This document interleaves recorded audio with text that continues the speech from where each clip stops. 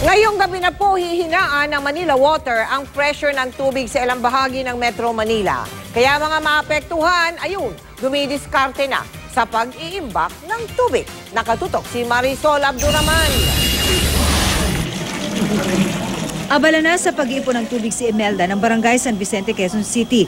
Nag-aalala kasi si Imelda na kapusin ang tubig sa bahay dahil hihinaan ng Manila Water ang presyo ng tubig simula mamayang alas 10 ng gabi hanggang alas 5 ng umaga bukas. Kaya sinamantala na rin nilang maglaba. Mag-ipon na po para pagdating po ng walang tubig, may magagamit po kami. Namomroblema rin ang mga apektadong establishmento, gaya ng 24 oras na kainang ito sa Barangay Kulyat, maging ang laundry shop na ito sa Barangay Sikatuna. Yung operation namin babagal kasi kailangan talaga namin ng tubig sa bawat minuto ng operasyon namin. May mga meat product kami na kailangan ng running water. Minsan man pag mahina, mas bumabagal yung pagtuo ng mga produkto namin.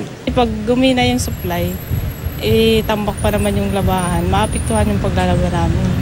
Kabilang ang mga naturang lugar sa 155 ng barangay na sakop ng Manila Water na sasailalim sa water service reduction dulot ng tumitinding El Nino sa bansa.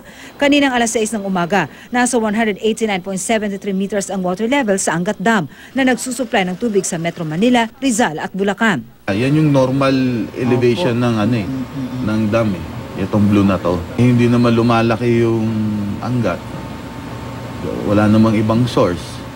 So ngayon pa lang, tinitipid na natin. Sa tayo ng flood forecasting, nasa 519,500,000 cubic meter ang water level ngayon sa Angat Dam. Samantalang ang konsumo ng Metro Manila households araw-araw ay nasa 3.5 million cubic meter. Tropical depression at yun ang inaasahan natin na maghahatak itong habagat, itong enhanced habagat, itong inahatak mismo ng tropical depression ang makakapekto sa ating bansa. Hopefully, ay itong habagat ay ang bigay pag-ulan dito sa Metro Manila, ganyan din sa mga dam. Sabi nga ang tubig ay buhay, kaya may krisis man o wala, dapat pa rin magtipid dahil mahalaga ang bawat patak. Marisol Abduraman, Nakatutok, 24 Oras.